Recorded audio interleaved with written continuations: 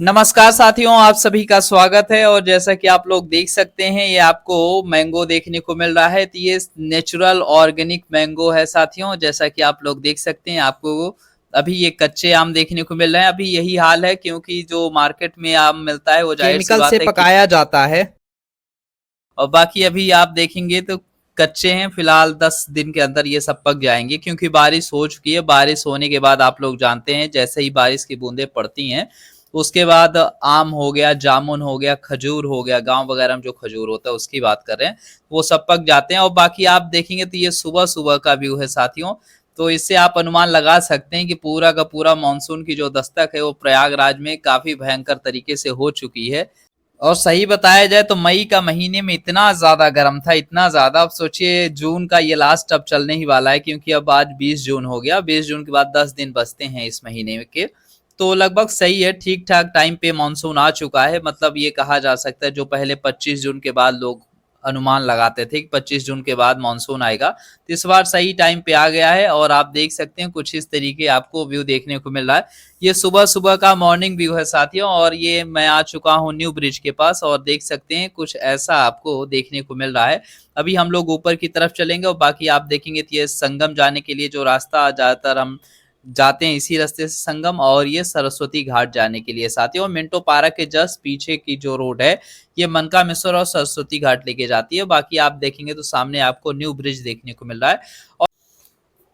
और बाकी यहाँ से आप देख सकते हैं कुछ इस तरीके का आपको शानदार व्यू देखने को मिल रहा है साथियों। तो ये है प्रयागराज का न्यू ब्रिज, नैनी ब्रिज के नाम से जाना जाता है। और खास बात है कि इस समय ये ब्रिज बहुत चर्चित भी हो रहा है। इसका रीजन ये है कि यहाँ से बहुत से लोग सुसाइड करने की कोशिश भी कर रहे हैं, ज्यादातर न्यूज पेपर वगैरह में अब निकल रहा है।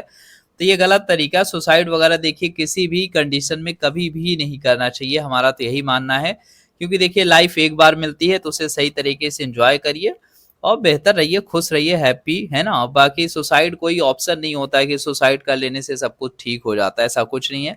बहुत सारी चीजें और टेंशन क्रिएट हो जाती हैं फैमिलीज में, और समस्याएं सभी के जीवन में होती हैं। आज तक कोई ऐसा व्यक्ति नहीं हुआ जिसके जीवन में समस्या न आई हो। तो लगभग हर कोई व्यक्ति समस्याओं से पीड़ित रहा है। अब इसका मतलब ये नहीं है कि सुसाइड ही एकमात्र विकल्प है। सुसाइड किसी भी तरीके से कभी भी विकल्प नहीं रहा है, सही बोला जाए पुरुषार्थियों के लिए। बाकी कायर लोगों के लिए क्या कहा जा सकता है। तो देखिए किसी भी तरीके से सुसाइड नहीं करनी चाहिए, मेरा यही मानना है।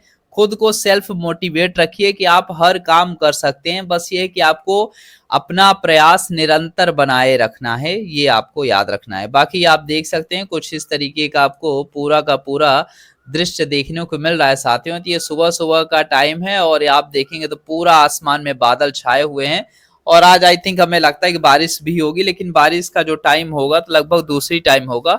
अभी सुबह के टाइम का तो नहीं लग रहा है, क्योंकि काफी ज्यादा उजाला है। मतलब बादल छाए हुए हैं, लेकिन जो बारिश का लगता है ना कि हाँ बारिश वाली सिचुएशन, अभी वो वाली सिचुएशन नहीं बनती हुई दिख रही है, इसलिए। और बाकी ये रास्ता आपको सीधे बैराहना लेके जाता है साथियों, शहर की तरफ लेके जाता है। तो शहर की तरफ जाने के लिए आप ये सीधे रास्ते जाएंगे, और ये आप देख सकते हैं आसमान में कुछ इस तरीके के बादल छाए हुए आपको देखने को मिल रहे हैं।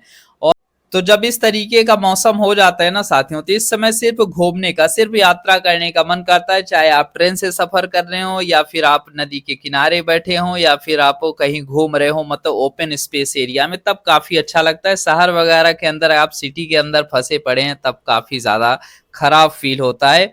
ऐसे मौसम में आप पहाड़ों के पास रहिए, या झरने के आसपास अगर आप रहते हैं, तो काफी ज्यादा अच्छा फील होता है।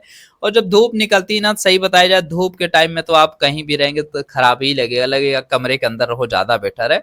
लेकिन जब ऐसे बादल छाए होते हैं तो सिर्फ और सिर्फ यात्रा करने का मन करता है। तो ये यात्राओं का सीजन शुरू हो चुका है, क्योंकि अब लग चुका है मॉनसून। पूरा का पूरा आप मान सकते हैं लगभग सितंबर तक चलने वाला है, और कुछ इस तरीके का। लेकिन ऐसा नहीं कि रोज की रोज आपको ऐसे ही बादल देखने को मिलेंगे।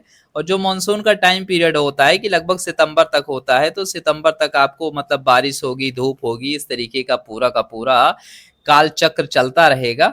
और आज का सिर्फ इतना ही लक्ष्य है कि बस एंजॉय किया जाए। अभी यहाँ घूम रहे हैं, थोड़ी देर बाद चलेंगे किसी दूसरे क्षेत्र की तरफ, घूमा जाएगा सरस्वती घाट। अभी चल के बैठेंगे थोड़ा बहुत, उसके बाद फिर रूम पे चल देंगे साथियों।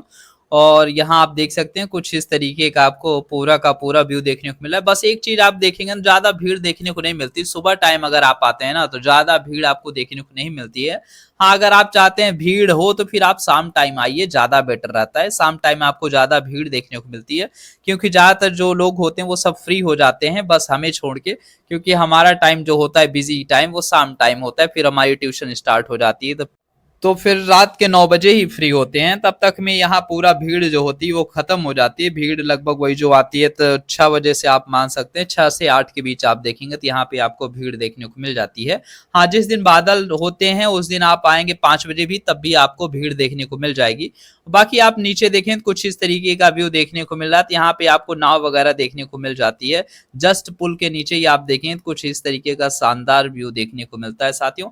और एक चीज और आपको देखने को मिल रहा होगा साथियों, कब नदियों का जो जल स्तर है वो धीरे धीरे बढ़ रहा है, क्योंकि आप देख रहे हैं जो यूपी हो गया, एमपी हो गया, इन दोनों राज्यों के बुंदेलखंड क्षेत्र में, या फिर आप कह सकते हैं पश्चिमी उत्तर प्रदेश, या फिर आप कहें उत्तराखंड वगैरह में, जब भी बारिश होती है तो गंगा और यमुना का जो जल स्तर है वो तेजी से बढ़ता है। अब इसका रीजन ये है कि गंगा और यमुना की बहुत सी सहायक नदियां हैं, और उन सहायक नदियों से पानी सीधे इन दो नदियों में आता है।